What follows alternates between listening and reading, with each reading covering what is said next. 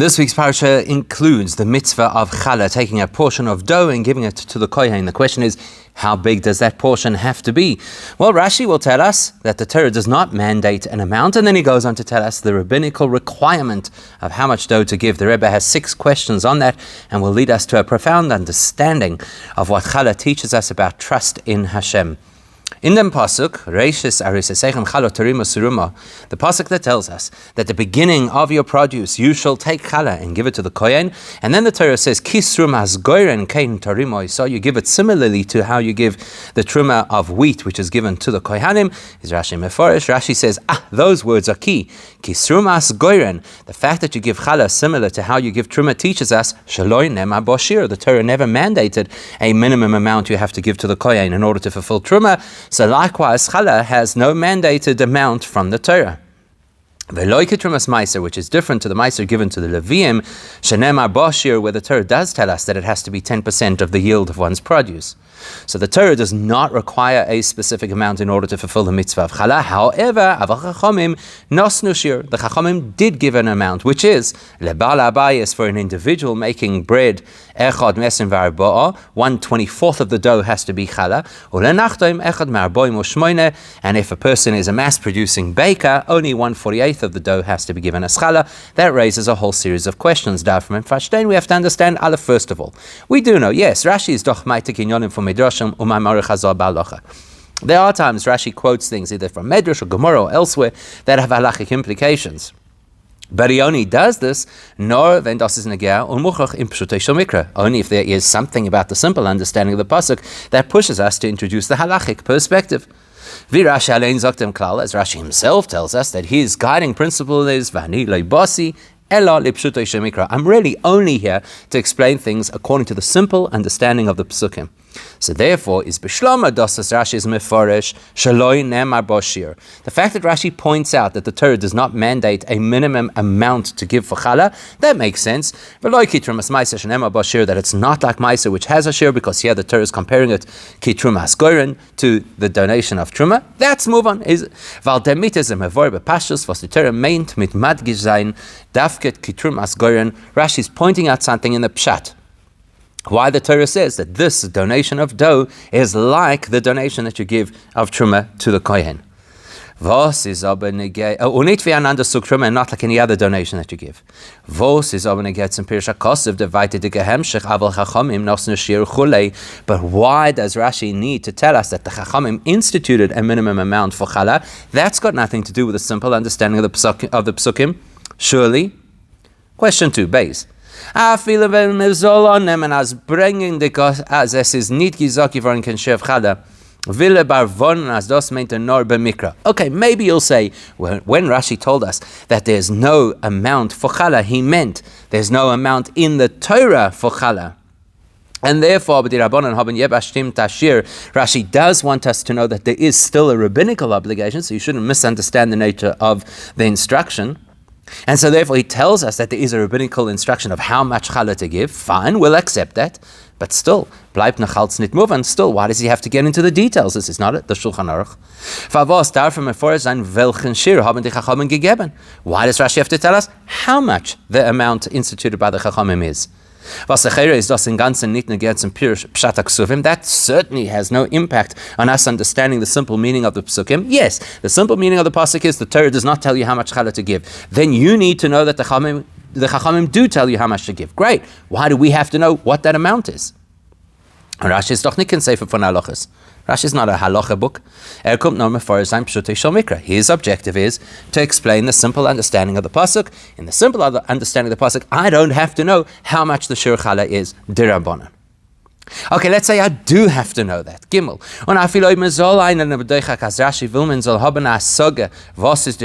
For whatever reason, let's say that Rashi felt that we have to know how much challah you're supposed to give. He could have spoken to us. We're individuals. The amount of challah we have to give is 1/24 of the dough. That's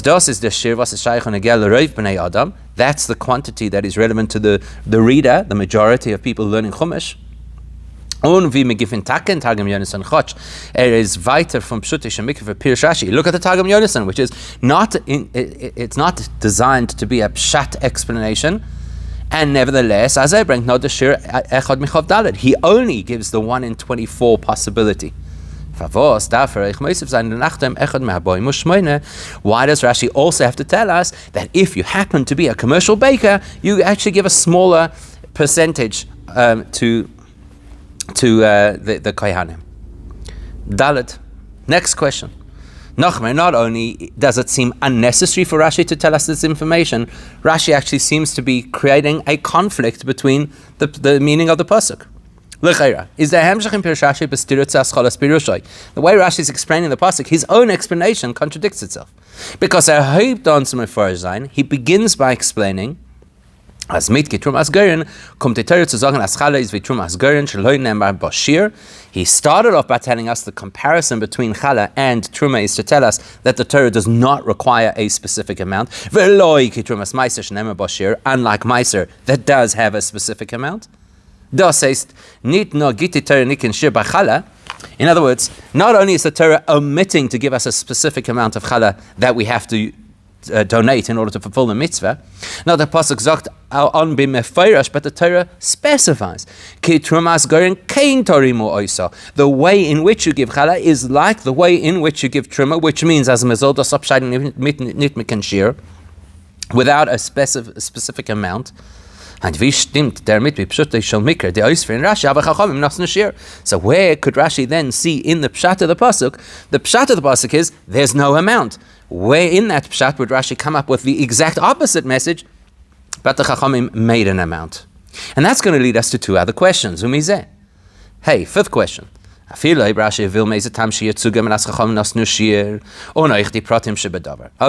for whatever reason, Rashi wants to tell us that yes, the Torah does not require a specific amount in order to fulfill the mitzvah of Challah, but the Chachamim do. And I want you to know how much the Chachamim require. So this is not the right place to discuss it.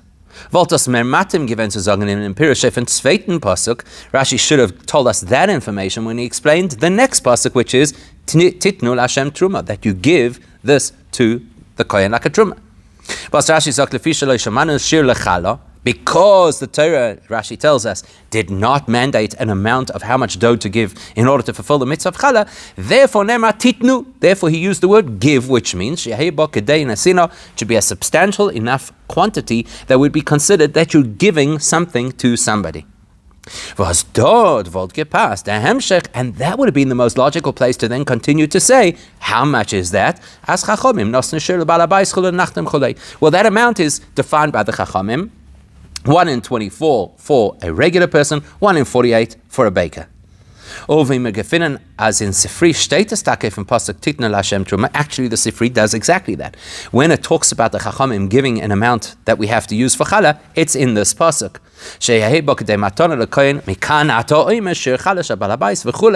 The Sifri says, well, it's got to be a substantial amount. From here, the Chachamim derive what is a substantial amount. These are the two possibilities. And then, lastly, we can ask the same kind of issue from the other direction. The fact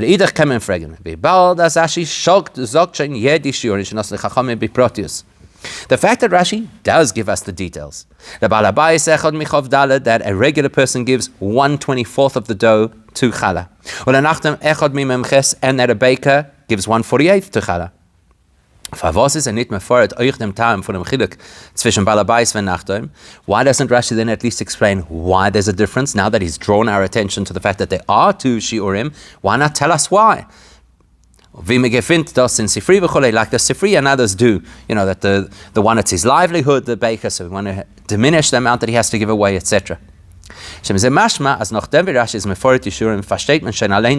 fact that Rashi does not tell us why there are two different amounts in two different circumstances must be because Rashi assumes we could work that out on our own. So let's review. Question 1. Why is Rashi bringing something that is of an halachic nature, if it's not necessarily relevant to the pshat? Why if he's already telling us about the Chachamim, do we have to know all the details of the Shiurim? If he is telling us the Shiurim, why not just stick with the one that is relevant to most people, which is the Shir for a Bal Habayis?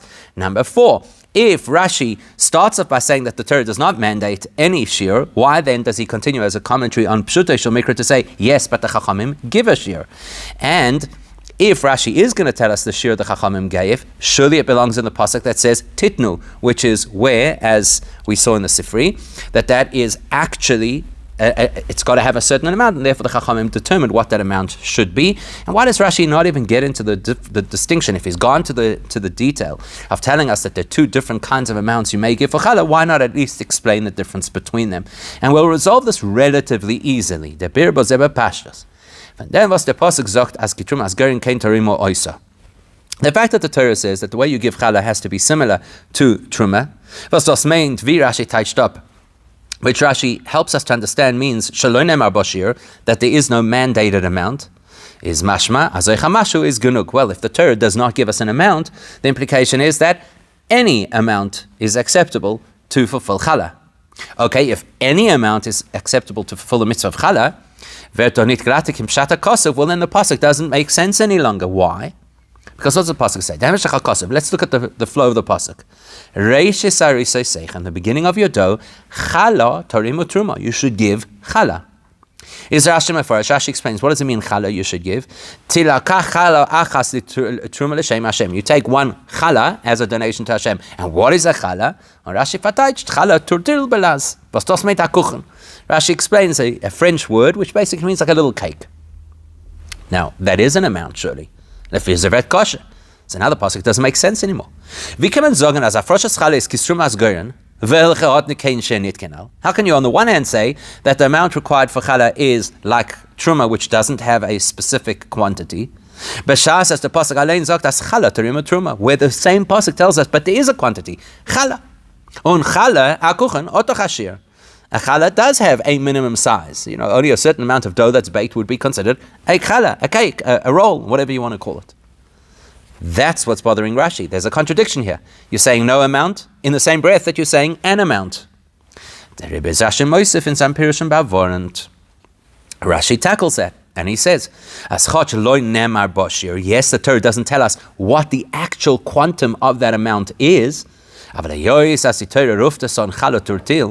fact that the Torah associated the dough you're going to give to the Kohen with the word challah, which is a very specific kind of product, is Chachamim nosnu shir. From that, the Chachamim derived that we have to obviously determine a particular amount. The Torah is edging us in that direction.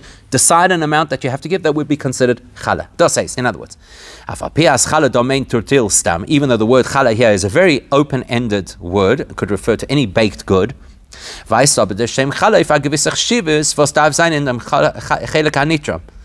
obviously, the fact that it's got the title, the word challah, appended to it, implies that it's got to be big enough that it deserves its own title, its own description. You can't just take a few crumbs and say, this is my challah that I'm giving. It's got to be something substantial. From that, Rashi tells us, the Chachamim realized we have to determine a specific amount that will constitute the minimum requirement of challah. But if Rashi is going to tell us that the Chachamim instituted a certain amount in order to qualify as challah, that wouldn't be enough information for us. Why not? Because yes, the word challah implies something of significance, but there is no amount that we would automatically associate. So now we're in the dark. You've got to give something which is substantial, but we don't know what substantial means. You have various types of challahs. You can have a massive wedding challah, you can have a little challah roll. How do we know which one it is that we're supposed to be using as the measure of how much to give to fulfill this mitzvah? As die Aufruf von die Chachamim besteht in geben Asher Kavua in the grace von der Challah Kishelatzma. So you think, okay, so the Chachamim are now going to tell us how much a Challah is. So we anticipate that the Chachamim are going to say it's like a kazayis or a kabetza or kigregeres. In other words, it's a certain volume and that's it. As is like the donation you make of any other carbon, this is how much you give.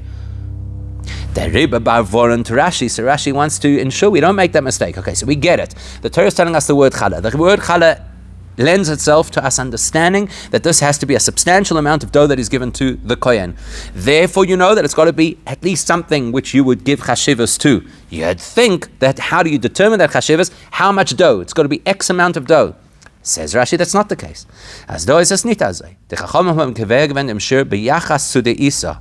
In this particular case, the Chachamim did not make a standard volume of dough. Rather, they made a percentage of the overall dough, which is the balabais echad michov daled or the nachtem echad bimemches. Depending on who you are, that will determine how much the percentage of dough you have to donate is in order to constitute challah.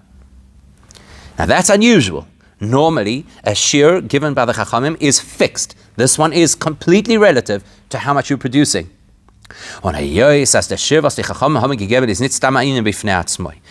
we see the shir, the amount that is designated by the Chachamim, is not a fixed, independent amount. But it is an amount that is linked to the fact that the Torah calls this thing Challah. Is moving, was Rashi darf nicht masber sein dem time if die zwei verschiedene Shurim from Balabais and Nachtem, well then Rashi doesn't have to explain why there might be two different standards over here. Weil das ist schön moving miatzmei al pi pshuto shel mikra, because you could work that out with simple logic, understanding the pasuk. Why? Because the Chalas was a Balabais was is nicht genommen bakt. When an individual who is not a pro bakes Challah, seine Chalas gedol ist vierig. Generally they bake larger Chalas. Und seinen alle zu dem Essen von ihm und Bnei Beisoi, and usually the challahs are for who? For you and your family. Der Rebbe hat euch sein Challah lakein agressen shir echad michov dalet. So it's a larger Challah shared with fewer people. So logic says the portion you give away to the kohen, you can afford to give away a larger portion. Whereas the baker who has to obviously market to a whole range of customers, which includes Faranim, Unashim, some of whom are going to be poor. Yes, some will be wealthy and want big fancy challahs, and some will be poor and just want the minimum-sized challahs. Was der Pfarrer, seine Pfarrer inzwischen sehr euch kleinere challahs, so he's going to also produce some very small challahs. And sein Parnasse Chelek in sei is not der Revach, was bleibt noch an Arabnem, der Itzois von der Mel holds und sei weiter. And unlike the person who's just baking for himself, here's a whole cost impact. There was a certain investment, he had to buy wood, he had to buy flour, and there's only a certain margin of actual income that he's going to get at the end of it. So anybody could logically understand and work out that he only has to give a smaller amount to the kohen, because firstly he's obviously producing volume, and he's got, like, so to speak, a little bit of an income that he has to make. So we understand he'll give a small amount of challah. So because Rashi explained to us that this is all about the word challah, and the word challah is that the Rabbanan did not determine a very specific amount that you have to give in order to do challah. Rather, it is a relative amount comparing to how much challah you are producing. Therefore, we understand that different people are going to bring different amounts of challah. And that explains obviously why Rashi has to give us both possibilities. Both the amount that would be relevant to an individual and that would be relevant to a baker. Because what's Rashi shown us? That the entire foundation of how the Chachamim came to determine what the amount is that you have to give for Challah is all based on the fact that the Torah Zoktem Lashon Challah Tutil Torah Truma Kanal, that the Torah used the word Challah, which that leads us to understand it's got to be a substantial amount. It's that same word that lends us insight into the fact that there are two different measures over here. Because you've got two different kinds of challah being produced. We'll give another reason as well why Rashi actually quotes both the quantity for a regular person and for a baker.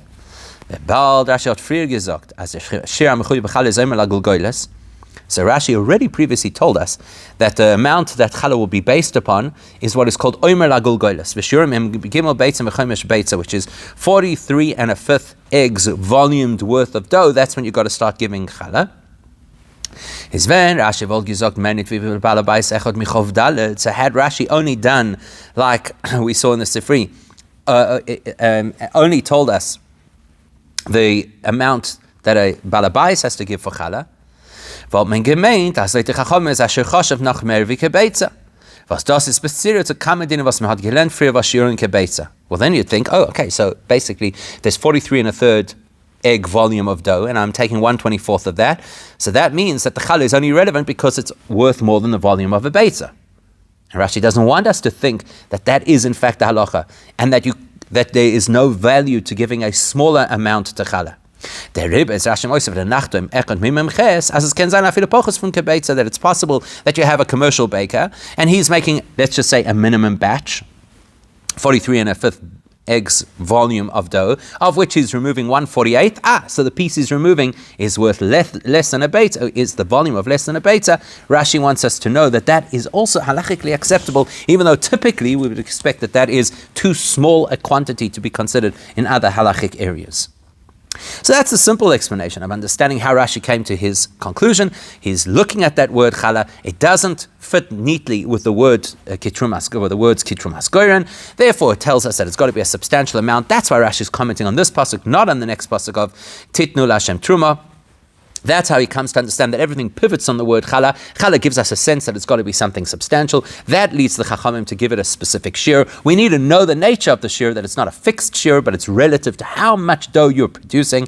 And therefore, he needs us to know the difference between a balabais and a nachtoim. That's layer 1 of Rashi. Layer 2 of Rashi is going to tell us something spectacular, comparing Rashi's perspective to 3 other perspectives. Von den Yonim Ufloim, was man kann herausnehmen von dem Pirush Rashi. Es ist da Shakra V'Tarya auf der Stirn de Pirush Rashi.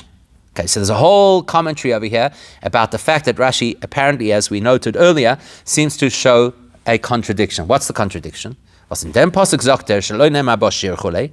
Rashi is saying, on one Pasuk, he's saying, well, the Torah does not mandate a minimum amount to give for challah. And then immediately after that, Rashi says, he immediately says, but the rabbis gave specific amounts of how much challah you have to donate. So a superficial reading, it sounds like Rashi's view is the Torah says there is absolutely no amount that is required in order to fulfill challah. Only the rabbis made it up. And then, on him, Pasuk Tikna Lashem, we actually get another perspective. When the Torah tells us you have to give the challah, Zakta Sheyahi Bokadeina Sina, there Rashi tells us, well, it actually has to be a substantial amount. In other words, challah does have a measure based on the Torah. So what's Rashi saying? Does the Torah give us a measurement? Titnu? Or does it not give us a measurement? Kitrumas Goren.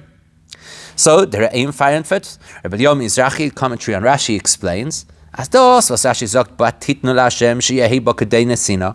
That when Rashi says that the words titnu lashem tell us that the dough has to be substantial enough that it would be considered a gift, is not a smachta be'alma. That's not a de'oraisa. It's not the Torah telling us this is required. It supports the understanding that the dough has to be substantial. But we go back to the original pasuk which says Kitrum Askoren, and as far as the Re'im is concerned, Rashi is telling us there's no Torah requirement that challah has to have any amount whatsoever. But the Chachamim who made an amount, they rely on the fact that it says Titnu, and that is Kedei Nesina. The Gur Aryeh Zok, the Maharal says, as Kedei Nesina is the mitzvah hu de Omar. No, Kedei Nesina, that you should give a substantial amount, that's the ideal way to give challah. But if you didn't, if a person gave a meager amount to the Kohen, it technically would still fulfill the requirement of challah because the Torah did not mandate an amount. And the Noda B'Yehuda has the most interesting take on this, is Mavor Baruch HaZaynu Dot Tzvein Yonim in Challah. The Noda B'Yehuda says, hang on a second, you're looking at this a little bit too one-dimensionally. There are 2 elements to challah, and the 2 psukim are actually talking about the 2 different elements. One element is you've got to give it, and the other element is that it's got to have value to the kohen. So let's understand what the relevance of these 2 steps is. Aleph, mafkia zayin dem isu tevel funder isa. The first thing is, until you separate that challah, the dough falls into the category of tevel, which is food you're forbidden to eat. Once you give the challah, you're now permitted to eat the remainder of the bread or the dough. That's one thing. What you're doing for yourself, allowing yourself to now eat this food because you have discharged the obligation of challah. Secondly, it doesn't help to take the challah and just discard it. The whole point is to give the challah to the kohen.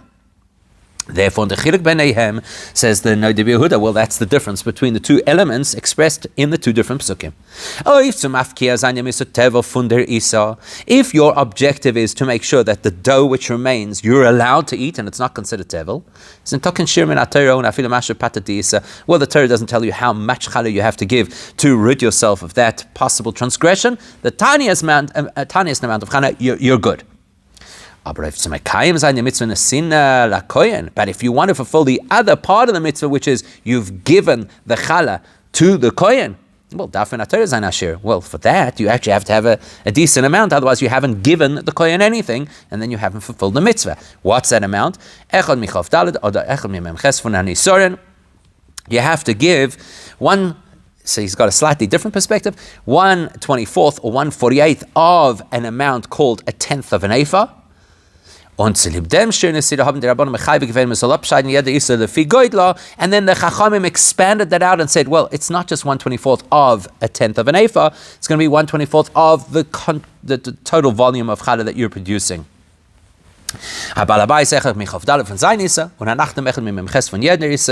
So if it's the balabayis, it's 1/24. If it's the baker, it's 1/48. On the river, if in pasuk truma as geira and kain torimo. So therefore, the pasuk that says, separate challah like you separate truma, that's the part of the Torah that's only telling us about the action of removing that dough from the bigger dough. Which will now permit you to use and eat that remaining dough. Well, there is Rashi Mefarish Le'nemar Bashir. There Rashi says, well, at this point, the Torah is not mandating an amount. As min ha-Torah is nitoiftem kinshir. To allow yourself to have access to the remaining dough, you don't have a specified amount of challah you have to give. Now, the Chachamim are the ones who recommended how much you should actually give, so that it's decent and that it fulfills some kind of real, meaningful hafrosha, separation. But the other pasuk that says that you should give, which implies give something of worth to the kohen. There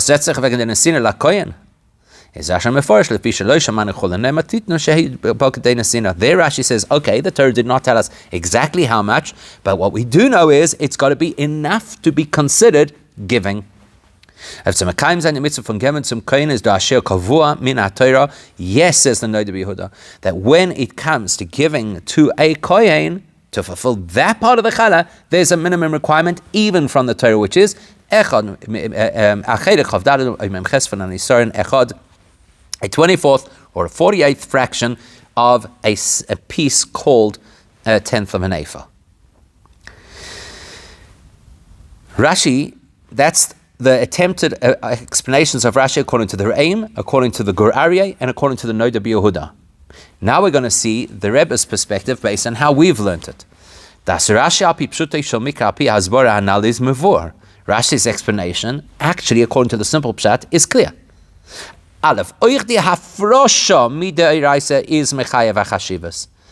We said there are two steps to fulfilling the mitzvah of challah: separating the dough to allow the rest of the dough for eating, and giving the dough to the kohen. Says Rashi, even the separation requires a certain substantial amount. Challah turtil, Rashi tells us. There is an amount. It has to look like a challah. Even the part that's just going to exempt you from the transgression of eating untithed food, that amount has to be substantial enough to be considered a challah. Then Rashi adds, base. The fact that the Chachamim added another requirement, that not only should you give what's kedei nesina, which might be open-ended, but it has to specifically be a 24th of the dough or a 48th of the dough. That's not just to ensure that the kohen gets something worthwhile. Rashi is saying that is part of what the Torah wants us to achieve at the separation moment, even before the gifting to the kohen moment. Why would Rashi say that? The simplest understanding of the pasuk indicates, as nitna diverta torimo teruma l'Hashem. Not only the words that say give or separate a truma to Hashem. Now, ich diverta von zweiten pasuk titnu l'Hashem truma, but even the words that say give, which sounds more like we're talking about the kohen, Rashi says the pshat is there is no mention of a kohen in that second pasuk, and so therefore both psukim, although the wording is different, even though the second pasuk includes the word titnu, which sounds very much like a focus on the recipient, both of them, according to pshat, are describing the act of separating the dough for challah. They're not yet talking about what happens with that challah and who you give it to. We'll still learn about that at the end of Parshas Korach, where we're told all the things that we are required to give to kohanim. The fact that our pasuk says clearly that it is something you give to Hashem as one of the Truma's donations. And then the Torah repeats it again. The word Truma again, this time with the word Titnu. Even though it's technically the same message, is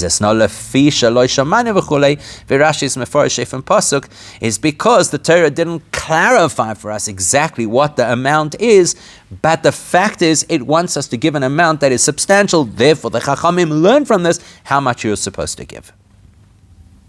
We're going to take this much deeper now, beyond just the halacha of giving challah, and understand the incredible connection between challah and trust in Hashem, particularly when it comes to our income. Von Yena Shal and Pirsh Rashi. State the Medrash Rabbi tells us, the Parshas Avodah Zarah. How come it is that in the Torah, the instruction to take challah is juxtaposed with the mitzvah against Avodah Zarah? Says in the Medrash, anybody who upholds the mitzvah of challah, kilu botel avodah zarah. It's as if they nullified avodah zarah.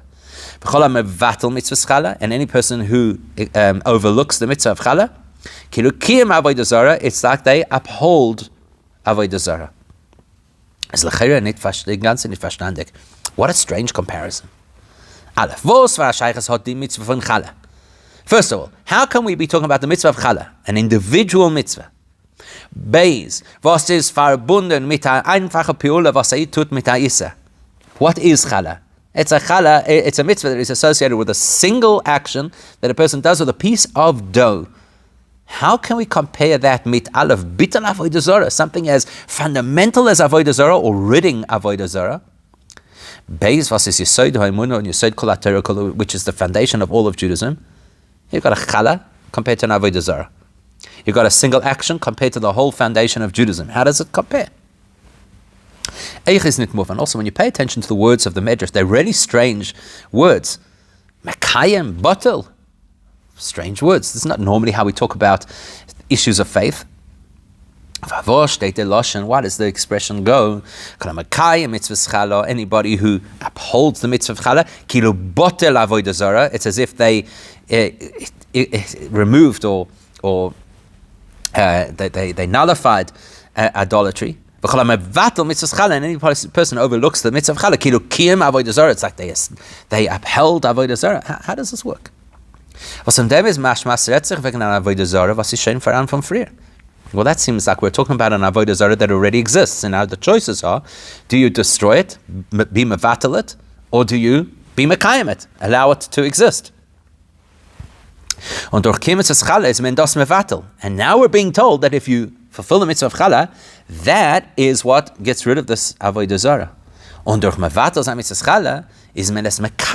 if you don't give challah, that actually establishes or maintains this avodah zarah. What kind of avodah zarah could this be that's already there and challah is going to make it or break it? Even if you want to say there is some link between challah and avodah zarah, the lashon should have been something we're familiar with in issues of faith. That if a person fulfills the mitzvah of challah, that's a rejection of avodah zarah. And if a person ignores the mitzvah of challah, it would be, God forbid, like the person acknowledged or even served avodah zarah, or some other language that is much more suited and familiar. And then the explanation is as follows. One of the deeper explanations of what challah is all about, that your first dough you give away to Hashem, is as follows. Because in order for a person to earn a living or get anything else that the person requires in life, all of which is represented by the concept of dough/bread/sustenance. To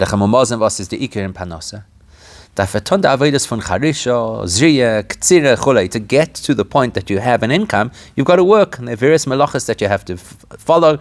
Like the Gemara tells us Tana Sidura de Pasnokat, that when the Tana goes through the laws of what you may not do on Shabbos, it puts it in the order of how you produce bread. Well, that's what we're trying to do. We're trying to make dough. We're trying to produce bread. We're trying to make a living. In order to get there, there's a lot of things that you have to do that fall into the natural world. The processes we have to follow are not uniquely Jewish people. Jewish people have to go to work, and so have to do non-Jews. We have to pay taxes. We have to market, we have to employ people, etc., etc. So therefore, a person could mistakenly believe, firstly, the fact that I have to do these things has got nothing to do with God. Why do I have an income? Because I work hard. Because I follow the trends of economies. Second of all, I feel even if I want to acknowledge that the Eibishter is the one who decided this is how I have to work in order to earn a living, which means if I follow these steps, the Eibishter will bless me with income. So the Eibishter set up the system, and now the system runs independently. That's why we have the mitzvah of Challah and the powerful lesson that it contains, which is first thing you do is give something to Hashem. Even before you have benefited from or enjoyed this dough, you acknowledge, and the acknowledgement is translated into action as the that the beginning of the process, the beginning of everything that led us to the point that we actually have dough to bake to make bread. And that's not only about bread, it's about any personal need, is Truma la Hashem. The beginning of the process is a focus on designation for Hashem. It's a realization that this success story of food on the table is not my success story, nor it's the Eibishter's empowerment. It's Hashem's brachas that cause a person to have wealth. Challah is a reset button of how we view our own success, income, and wealth. Not only is it that Hashem gives me success, it's more profound than that.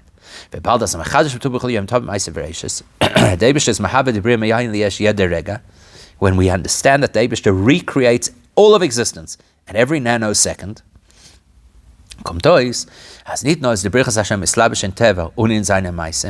then it's not just a matter of, okay, I do my things, and there are different streams of financial flow in the world, and Hashem's bracha is manifest in that.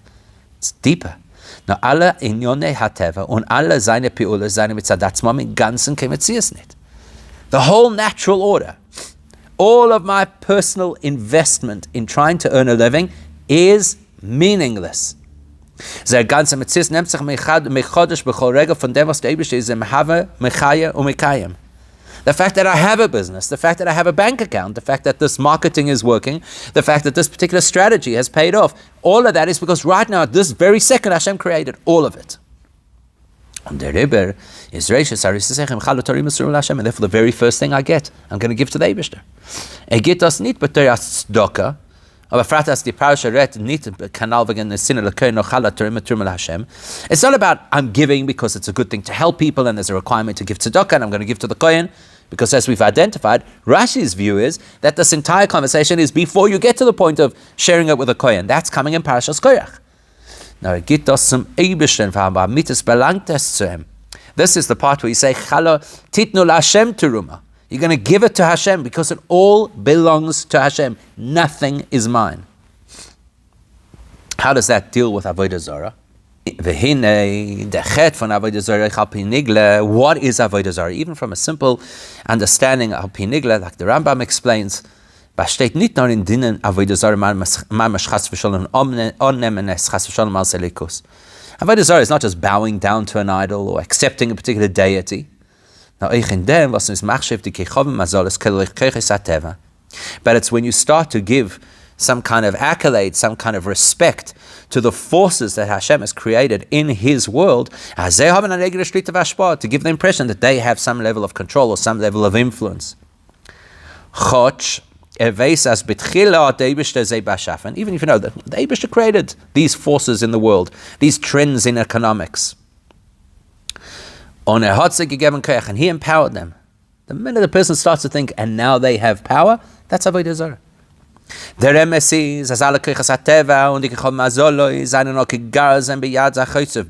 We have to acknowledge that every single thing that happens in the physical, the metaphysical, in the entire realm of creation, every force that exists is purely an axe in the hand of the controller. They have no independent value and power. And they certainly have no input, freedom of choice to determine whether we will or won't get or will get more or less. They are purely channels through which Hashem feeds His hashpah into the world. So that's the first thing. Giving Challah, remind ourselves the world is completely in Hashem's control. None of this is my doing or the trends in the world at the moment, etc. But then it goes even more subtle than that.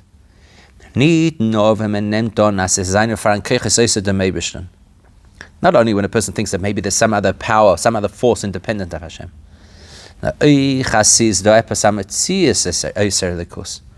the thought that there might be anything that exists independently of Hashem. The truth is, there's nothing but Hashem. Nothing exists except God. End of story. Well, you look around at the world, it doesn't really tell that story. The apparition of the world and its natural circumstances is that they are independent of God. It's not even immediately obvious that there's a power in control, a high authority. You've got to think about that. We've got to actually pay attention to acknowledge the fact that David is running the world. Therefore, when a person does fulfill the mitzvah of Challah, and a kenton is megala as the Isa, that person then acknowledges and reveals that the dough itself, the income that the person has generated through their efforts, using the natural channels, kommt in Ganzen von dem Eibishter. The person is acknowledging, it's not my efforts, it's not the natural channels, it's all from Hashem. As mevatel avodah zarah, es durch der mevatel avodah zarah. As mevatel das, was setzt sich an in Welt, als Metzius und afil als Kirche mashpia mitzad atzmo. That helps a person to neutralize the perspective that the world is its own independent force and is even able to give us. In other words, I stop thinking that if I overanalyze every single trend in economics, then I'll have more money. If I know exactly where to invest, the Eibishter is the one who gives it. The Hidach B'Shah says, mevatel mitzvah Challah. But if a person ignores what Challah is all about, and he forgets that everything he has, all of his success, all of his income, all of his wealth, is directly from the Eibishter, then it's Ki'ilu Kim Avodah Zarah. That is like keeping the Avodah Zarah alive. The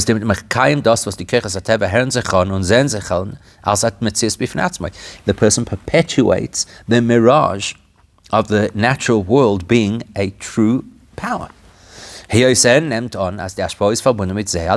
the person is living in a reality where the flow of success comes from the natural order. So therefore the natural order is real and independent and powerful. Furthermore, even if a person accidentally forgot to take Challah, you know what that says about a person? That says, vergesst abzuscheiden Challah, right? They forgot. Is a Mekayim Avodah Zarah. That still establishes and bolsters avodah zarah. How? From Shishler shaykh nor if azach was zet is nit begoli. You can only forget something when it's not in front of your face, out of sight, out of mind. Azach was zet farzich is nit shaykh so vergessen eftem. If you see something in front of your eyes, how can you forget it? I forgot it was daytime now. You can't. You see the sun, it's daytime. Because the person forgot to remove the Challah. That indicates that he is not absolutely clear that everything comes from Hashem. Well, if that's the case, then you're effectively perpetuating the myth that the world really exists in its own independent, powerful form. With that insight, I'm appreciating what Challah is all about, and it's the shift to get us into the correct headspace where we realize everything comes from Hashem. That will help us to understand the two different possibilities of how much Challah you have to give. We know that the tiniest amount of avodah zarah is completely unacceptable. Likewise, the Torah says the tiniest amount of Challah will help. To get rid of it, the Torah is not going to tell you how much Challah you have to give. Even if it's the tiniest fraction of dough, it will do the job. But on the other hand, but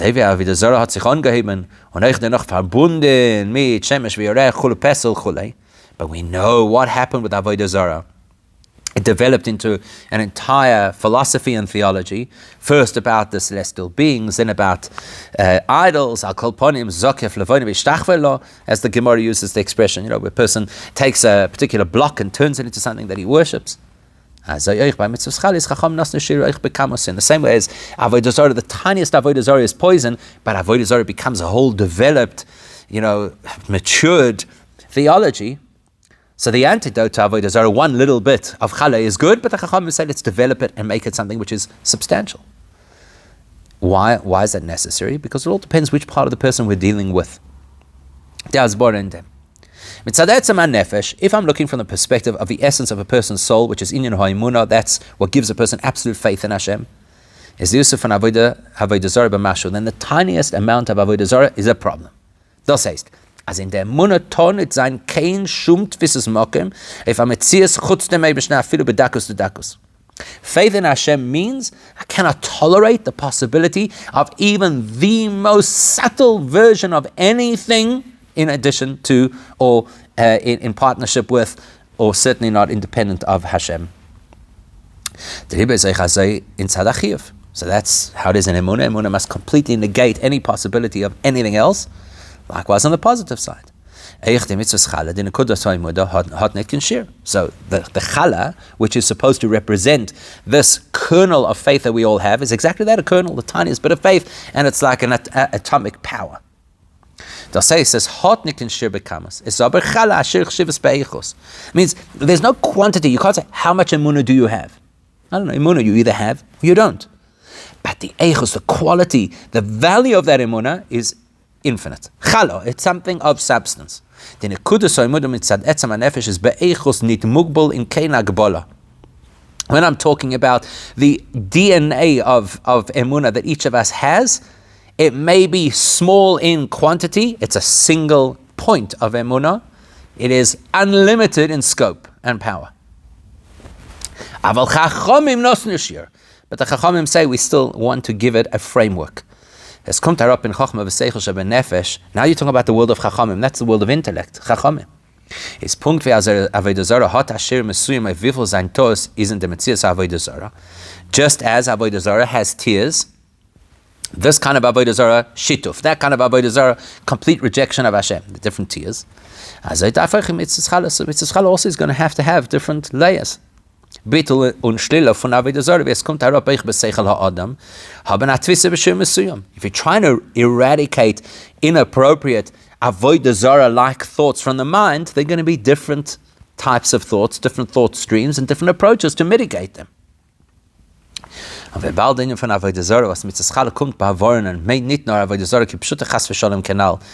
as we've already pointed out, when we say that Challah is the antidote to avodah zarah, we don't mean the most obtuse form of avodah zarah.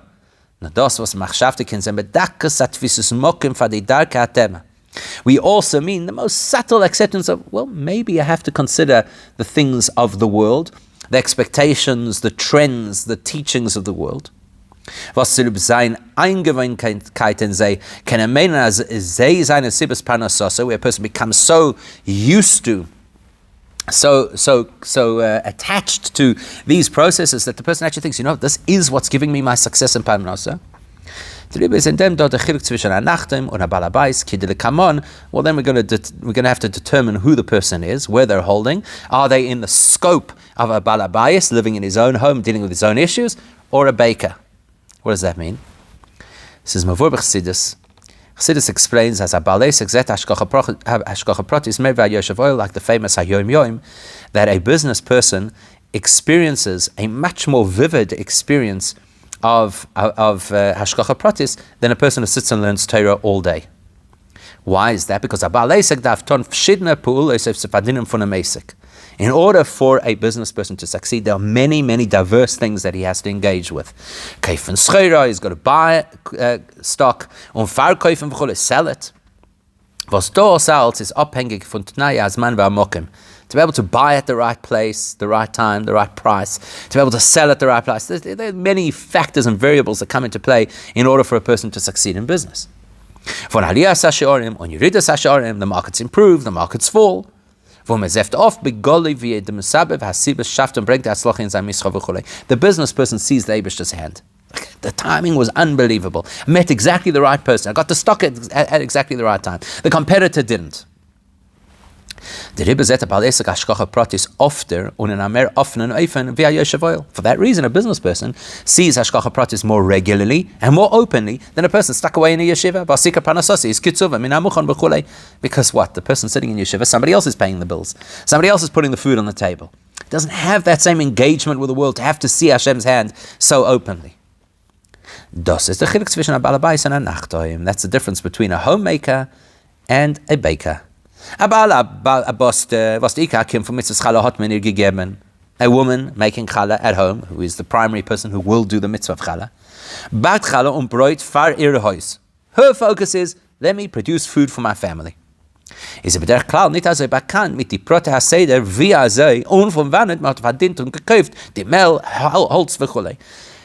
headspace does not have to get into the details of how did we get the money to be able to afford all the ingredients I needed to have. And she didn't necessarily go and grind up the ingredients herself or chop the wood herself. So here kommt der Schein min amuchan. It all arrives ready-made. Bemele.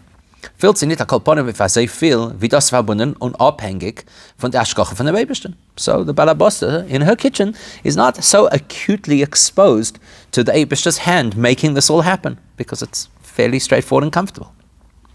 Der Rebbe darf sie geben aggression share. So in order for her to have her Challah experience, it's going to take some more dough. Warum bei ihr fährt sich aggressive Bewohner nicht zu vergessen, als das alles kommt von der Eibishter. Because when you're sitting in an environment where you don't see Hashem's hand, you need to work harder to be aware of Hashem's hand. You got to give more. Nachdem aber bei der commercial baker is was abalesek, he has somebody running a business. Tut das Parnassah. He's doing it in order to earn money to look after his family. Und in Neufen, was ist verbunden mit Kaufen und Verkaufen und alle anderen neue Mischal Kanal, and he's got to put in all the various variables of running a business. He's going to experience divine providence more frequently and openly. As the Eibishter schickt him zu sein Parnassah, the Eibishter sends him the things he needs in order to earn.